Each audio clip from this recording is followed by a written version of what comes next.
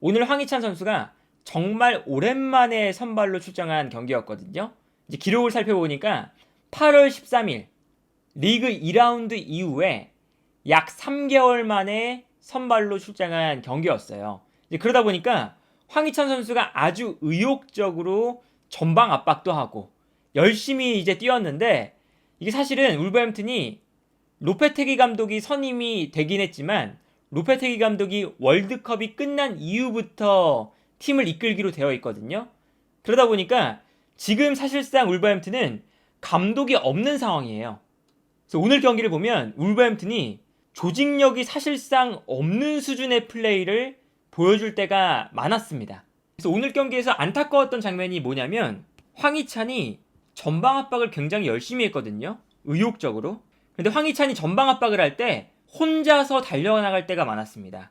그래서 이 장면도 보면 황희찬 혼자서 달려나가고 주변에 있는 선수들이 달려나오지 않으니까 자연스럽게 브라이튼은 너무나 편안하게 주변에 있는 선수들에게 패스를 보내줄 수가 있었어요. 계속해서 이런 장면이 나오거든요. 황희찬이 이 장면도 전방 압박을 위해서 열심히 달려나가고 있는데 동료 선수들이 압박을 하러 올라오지 않으니까 황희찬 혼자서 올라와 있고 브라이튼은 압박을 받지 않는 선수들이 너무나 많아요. 그러다 보니까 황희찬이 앞으로 달려나가도 편안하게 후방에서 패스를 보내줄 수가 있는 거죠. 그리고 이 장면도 보면 황희찬이 전방으로 뛰어나가고 있는데 아무도 같이 달려나와주고 있지 않으니까 그냥 편안하게 주변에 있는 선수들에게 패스를 해주면 되는 거거든요. 황희찬 선수가 열심히 달려나가는 건 좋은데 황희찬 선수가 동료 선수들과 전방 압박에 대한 약속이 전혀 이루어지지 않고 있는 장면이라고 할 수가 있습니다. 그러다 보니까 황희찬 선수가 오히려 저렇게 달려나가는 게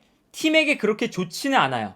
왜냐하면 황희찬 선수가 혼자 달려나가면 황희찬 선수의 체력도 떨어지죠. 그리고 황희찬 선수가 올라갔을 때 울버햄튼 입장에서는 수비 라인을 형성할 때 선수가 한 명 줄어든다는 문제도 발생하게 되는 거거든요. 그런데 이러한 장면이 황희찬 선수에게만 나타나느냐? 황희찬 선수 대신 들어왔던 아다마 트라오레를 보시면 아다마 트라오레도 열심히 전방에서 압박을 하고 있거든요. 다른 선수들이 같이 압박을 하러 올라오지가 않습니다. 그러다 보니까 이 다음 장면 보시면 아다마 트라오레 혼자 압박을 하러 올라와 있고 브라이튼은 편안하게 패스를 보내줄 수가 있는 거죠. 그리고 가끔 가다가 울버햄튼의 선수들이 전방으로 올라와서 압박을 시도할 때는 브라이튼이 볼을 잡아서 전방으로 패스를 전개하거든요. 근데 이 다음 장면을 보시면 앞선에서만 압박이 이루어지고 중원에서는 압박이 이루어지지 않다 보니까 너무나 허무하게 울버햄튼의 전방 압박이 무너지는 모습을 볼 수가 있어요. 그러니까 이런 것처럼 지금 현재 울버햄튼은 조직적으로 정말 아무것도 준비가 안 되어 있다고 말할 수 있을 만큼 오늘 경기에서도 아주 안 좋은 모습들을 많이 보여줬다. 그래서 첫 번째 실점 장면만 봐도 박스 안에 울버햄튼의 수비 숫자가 더 많았거든요. 근데 박스 안에서 트로사르를 막는 선수가 아무도 없습니다. 그러다 보니까 브라이튼이 트로사르에게 패스, 트로사르는 옆에 있는 랄라나에게 패스, 랄라나가 득점을 만드는 모습이거든요. 분명히 울버햄튼의 박스 안인데 브라이튼의 공격수들이 너무나 편안하게 볼을 주고받으면서 득점이 나왔어요. 사실은 선수의 몇몇만 보면 강등권에 있으면 안 되는 팀이거든요. 네베스, 무티뉴, 수비 라인에도 킬먼이나 콜린스, 골키퍼는 조세사, 그리고 마테우스 누네스, 앞선에는 히메네스와 네투, 포덴세, 게데스까지 사실은 좋은 선수들이 너무나 많거든요.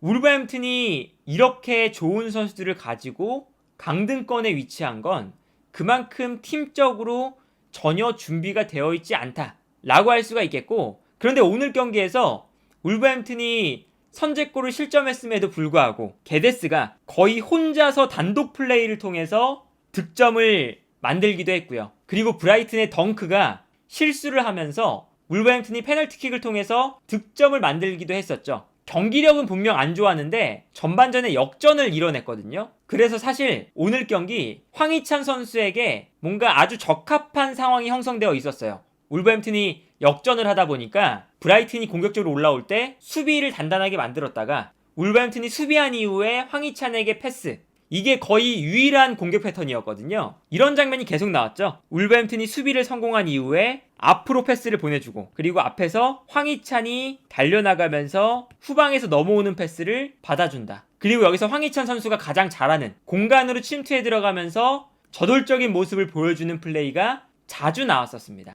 이 장면도 울버햄튼이 볼을 끊어냈을 때 황희찬은 전방으로 뛰어나가고 앞으로 그냥 패스를 넣어주거든요. 그럼 여기서 황희찬이 달려나가면서 앞으로 넘어오는 패스를 받아주는 이러한 모습들이 계속 나왔어요. 그리고 황희찬 선수가 전방에서 잘 버텨줬습니다. 울버햄튼이 전방으로 볼을 걷어냈는데 이때 황희찬이 앞에서 전방으로 넘어오는 볼을 수비수를 등지고 받아주는 모습을 볼 수가 있었거든요. 오늘 황희찬 선수가 울버햄튼이 수비에서 역습으로 나갈 때 전방에서 볼을 경합해주거나 아니면 공간으로 침투해 들어가면서 볼을 받아주는 플레이들을 오늘 꽤나 잘해준 경기였다. 그런데 결국 울버햄튼의 문제는 이번 시즌 아주 부실한 수비에 있습니다.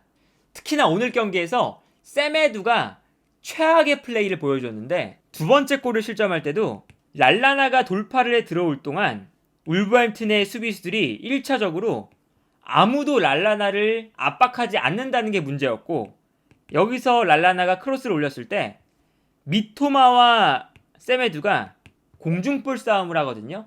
근데 여기서 세메두가 너무나 쉽게 미토마에게 제공권 싸움을 패배하면서 미토마가 헤더로 득점을 만들어내는 모습을 볼 수가 있었고요. 그리고 이 장면이었죠. 후방에서 전방으로 브라이튼이 단순하게 볼을 걷어내는 장면이었는데 이때 세메두와 미토마가 달려나가고 있었거든요. 근데 여기서 세메두가 공중볼에 대한 위치 선정을 제대로 잡지 못하면서 미토마에게 볼을 빼앗깁니다. 그러니까 세메두가 다급해져서 그냥 미토마를 붙잡아요. 그래서 너무나 어처구니 없이 세메두가 미토마를 끌어안으면서 미토마에게 반칙을 하는 장면이 나왔고, 브라이튼의 결정적인 찬스다 보니까 세메두에게 퇴장이 나왔어요. 그러다 보니까 오늘 울버햄튼이 역전을 해놓고 너무나 어처구니 없이 동점도 허용하고 세메두의 퇴장까지 나오면서 오늘도 어려운 경기를 했고, 그리고 이제 결국 막판에 무너지게 되는데 이때 오늘 경기에서 정말 뛰어난 모습을 보여줬던 선수가 미토마였어요. 미토마가 이번 시즌 프리미어리그에 입성해서 아주 인상적인 드리블 능력을 보여주고 있거든요. 근데 오늘 경기에서도 사실 브라이튼이 울버햄튼이 퇴장을 당한 이후에 수비에 올인하는 형태가 되다 보니까 단단한 수비를 무너뜨리기가 매우 힘들었어요. 더군다나 오늘 경기에서 브라이튼이 트로사르를 원톱에 배치하는 전형을 썼는데 트로사르가 피지컬이 좋은 선수가 아니다 보니까 박스 안에서 브라이튼의 경쟁력이 매우 좋지 않은 모습을 보여줬죠. 단단한 밀집 수비를 무너뜨리는데 브라이튼이 매우 고민을 했던 경기였는데 미토마가 계속해서 드리블을 통해서 울버햄튼의 밀집 수비를 무너뜨려주고 공간을 만들어주는 모습을 보여줬었거든요. 그리고 결국에는 미토마가 역전골까지 만들어냅니다. 이 장면에서 브라이튼이 뛰어들어가는 미토마에게 패스를 보내주는 장면인데 여기서 미토마가 콜린스와의 1대1 상황에서 완벽하게 콜린스를 무너뜨립니다. 그래서 미토마가 콜린스를 완벽하게 무너뜨린 이후에 중앙으로 패스를 보내줬고 볼이 뒤로 흘러나오면서 그로스가 역전골을 만들어내는 장면이거든요. 이 장면에서 미토마의 활약이 매우 인상 깊었고 오늘 경기에서 미토마가 가장 좋은 활약을 펼친 선수 중에 한 명이었습니다. 그리고 오늘 황희찬 선수가 컨디션이 꽤나 괜찮다 보니까 세메두가 퇴장을 당한 이후에 공격수 한 명을 빼야 되는데 황희찬을 빼는 것이 아니라 포덴세를 빼고 황희찬을 최전방에 남겨뒀거든요. 이제 그만큼 오늘 경기에서 황희찬 선수가 컨디션이 꽤나 좋은 모습들을 많이 보여줬었고, 그리고 이제 황희찬 선수가 아무래도 오랜만에 나왔던 경기이기도 하고, 그리고 결국에는 득점을 기록하지 못하다 보니까 오늘 교체로 나갈 때 표정 자체에 매우 아쉬움이 서려있는 모습을 볼 수가 있었는데 이번 시즌 황희찬 선수가 많은 어려움을 겪고 있기도 하고요. 그리고 오늘 경기에 선발로 나왔던 것도 사실 히메네스와 네투가 부상을 당한 상태였고 디에고 코스타도 퇴장을 당하면서 이번 경기에 나올 수 없는 상황이었어요. 그러다 보니까 공격수가 없어서 황희찬 선수가 선발로 선택된 면도 있거든요. 어쨌든 오늘 경기에서 황희찬의 컨디션은 꽤나 괜찮아 보였다.